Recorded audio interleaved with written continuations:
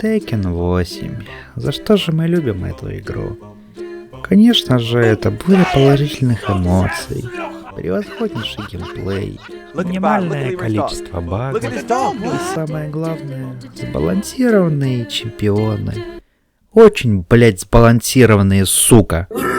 Ну что ж, мои любители подергать на циферки до плашечки, снова здрасте. Сегодня наш диалог будет о самом прекрасном. О том, как некоторые из сверхразума решили, что играть на одной планете это слишком сложно. Все мы прекрасно понимаем, что в любой онлайн-игре есть читеры. Это неизбежно. И наша помойка Hara D8 не исключение. Читеры цветут там пышным цветом, как грибы после дождя в лесу полном говна. Я, конечно, мог бы, как один товарищ со здоровым, как мой, амбициями разжевывать вам это все полчаса, но у нас времени не так много, да и батя самогон варит, так что давайте вкратце, по порядку и приятного просмотра. Важный дисклеймер. Это видео не является гайдом, как стать хуесосом. Это разоблачение и ликбез. Я не агитирую за читы, я их только презираю. Все, что вы увидите, это было снято только в ознакомительных целях, как работает стороннее ПО, чтобы вы знали врага в лицо. Так что, пожалуйста, не будьте мудаками и играйте честно. Итак, поехали. Что эти ушлепки обычно в себя ставят? У меня интерес к этому был сильнее, чем влечение у пубертатной девки. Думал, я просто посмотрю на этих киберкотлет маминых со стороны, но нет. Я обратился к Блэкхарту, и этот прекрасный человек не просто рассказал, но и скинул мне прямую ссылку в Discord сервер. Самый зиккурат этих читеров, которые оказались не в детдоме, а в Tekken 8, к величайшему сожалению. Я зашел на сервер, полистал что там да как, зашел на сайт, решил посмотреть прайс-лист. Лучше бы я этого не делал. От охуевания таких цен у меня вошь в яйцах начала капоэйру танцевать. Боже, блять, $15 в месяц, сука. Это как месячная подписка на Netflix, только вместо фильмов ты получаешь статус уебана на 1 месяц. $5 на 1 день. Блять. 1, сука, день. Это что, подписка на OnlyFans какая-то? Это сходить посрать в ЦУМ 1 раз? Нет, блять, это пробник собственного достоинства, который смывается после белого трона в ЦУМе ровно через 24 часа. Ну и самое, естественно, лучшее предложение у нас это Lifetime. 70 нахуй долларов.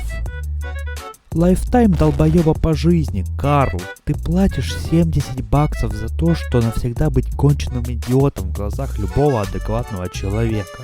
Ладно, итак, давайте представим. Я заинтересованное лицо, которое хочет приобрести данный продукт, можно так сказать. Давайте взглянем на способы оплаты. Итак, что мы имеем? Alipay и крипта. Кошельки, которые не требуют паспорта. Ребят, вы охуели что ли? Напишите, пожалуйста, прямо у себя на лбу. Мы конченые хуесосы, которые боимся себя задайанонить. Нас могут забутылить на несколько лет за то, что в Китае запрещены читы, да. Но, блять, спасибо снова Блэкхарту. Спустя несколько дней ко мне в личку постучался один читер из того самого сервера. В целях конфиденциальности я светить его имя не буду. Но спасибо ему огромное за то, что он мне позволил почувствовать на своей шкуре, а точнее на своих вкусовых рецепторах, вкус этого самого хуя во рту в виде данного чита. Я, конечно, долбоеб дал ему свой собственный кровный аккаунт, чтобы он сыграл пару матчей и показал, как другие умирают от передоза вейвпаниша и лишних инпутов. И знаете что? Спустя меньше чем полчаса мне написал Радл в личку в Телеграме, скинул скриншоты этих данных инпутов и мягко мне намекнул, что нельзя так делать. Мне пришлось некоторое время объясняться Радлу, что все сделано было исключительно третьим лицом, он меня прекрасно понял. Дружище, искренне извиняюсь, что так неловко получилось. Идем дальше. Дабы вам не пришлось жертвовать своим аккаунтом, я стану лабораторной крысой для опытов. Куплю в аренду аккаунт за баснословные деньги, потому что у меня на копию второй в Tekken 8 нету, в принципе, как и будущего этой игры с новым фан-сервисным персонажем и будущей королевой правила 34 Миаризо, блять. А теперь к главной теме. Давайте посмотрим, как это чудо-созидание выглядит в действии. Ай, да простит меня мандарин за деяния мои грешные. Ну, базовый такой интерфейс, простой, со вкусом, как гроб для твоей репутации. Угу, Opponent Info. То есть мы знаем, кто будет следующий герой против нас. Когда добавят Миарисо, это будет самый полезный функционал в чате, я вот вам говорю, без рофлов. Advantage Text. То есть перед тобой будет определенная цифра плюсов на блоке, и благодаря этому ты будешь знать, как можно запанишить. Интересно. Во второй вкладке у нас автовив паниш. Его вариации.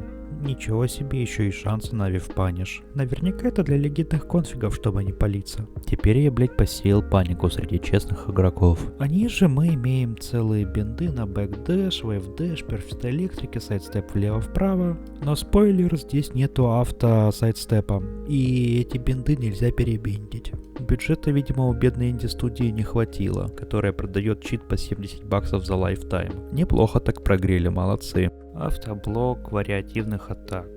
High, Mid и Low. Мне тут что-то надо говорить, когда там есть шансы еще? Или мне нужно повторить про легитные конфиги? Помимо нижнего блока у нас еще имеется на закуску Low Parry. Я лучше покажу, как это работает.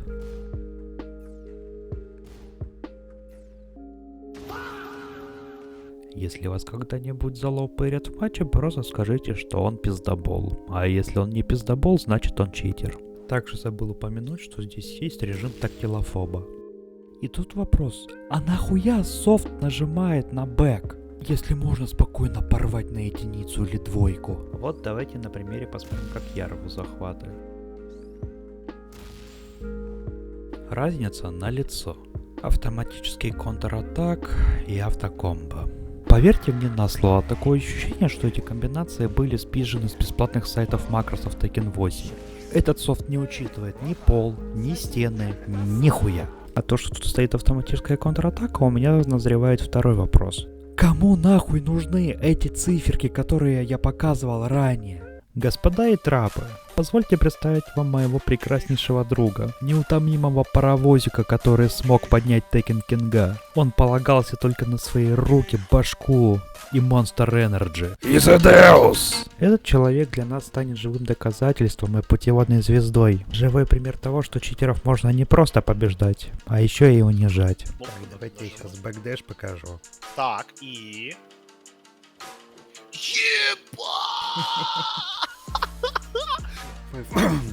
Дэш, блин.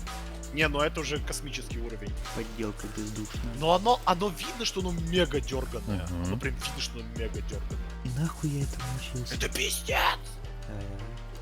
Наебал бы. Идеально в тайминг! А две руки не словил, кстати. Сейчас объясню. Из-за дилей фреймов чит может некорректно работать, тем самым просчитаться в разрыве захватов и тем более разорвать комбо, но дальше увидите. Во, видал? У этой хуйни еще автокомбо есть. То есть зависит от того, как оно запрограммировано, на какие действия. Да-да. Смотри еще раз. Оно дропает? Оно дропает? Видимо, да. Короче, надо запрограммировать бота. Надо запрограммировать бота. А оно уже, братан, только сделано через 3 хуя. Ебать, оно работает. Во! Нихуя оно будет, конечно. Ты нихуя не нажимаешь, правда? А зачем мне кнопки еще жать? Ага. Ебать, это что сейчас было? Смотри на действие бота. Опа. Видал? Да-да-да-да-да, ага. Если вкратце, когда оппонент выполняет что-либо в зоне досягаемости бота, то он триггерится сразу на защиту. Ему похуй. Во! То есть зависит от того, насколько она запрограммирована. В плюса не лезет, кстати. Просто, вот смотри. Двойка увернулась и резко... Пиздец.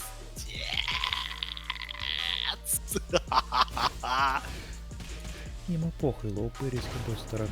Во, смотри, даже на... А ну подожди. Так? Во, а ну. Ща, ну автонаводка есть? А ну смотри. Нет, не успевает.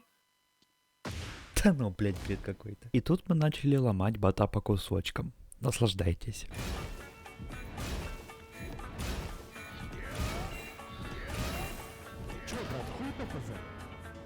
А, я забыл, у этого пиздобола еще авторейдж есть. Эта хуйня при первой возможности в зоне досягаемости нажимает рейдж.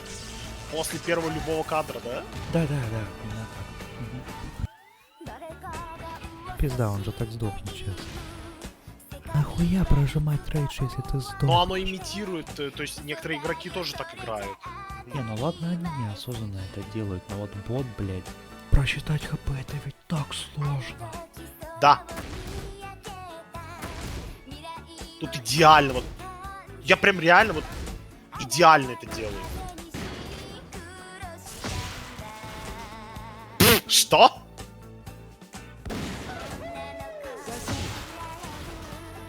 Ты ж нихуя не нажимаешь, правда? Но тут просто без комментариев. Она закончила, он закончил. Заканчивается анимация выстрела.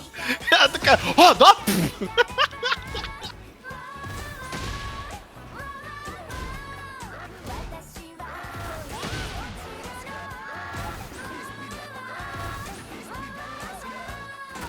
Встань!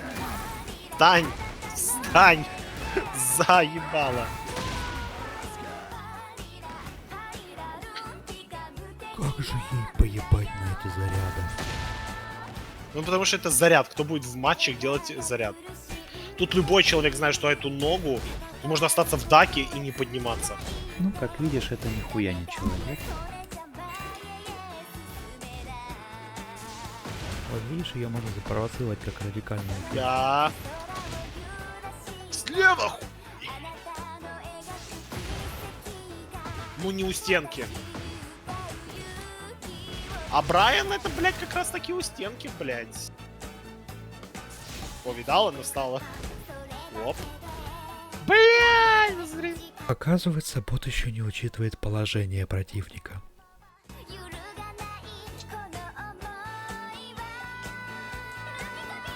Вижу ее. Заодно потеря кадра.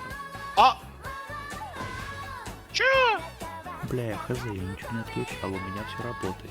Блять, как и все в этой ебаной игре нестабильно. Даже читы нестабильны. Ну чё, блин, а ну-ка. Во!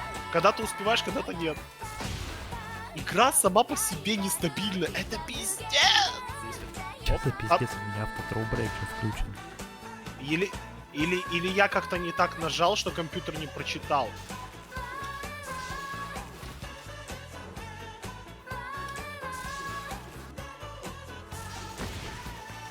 То есть, то, о чем я говорил, в этой игре важно адаптироваться. Ну и допустим, вот уже все. Чел может адаптироваться к этой хуйне. Поднимайся. Рота, подъем! Подожди. Рота, подъем! Подъем, бля!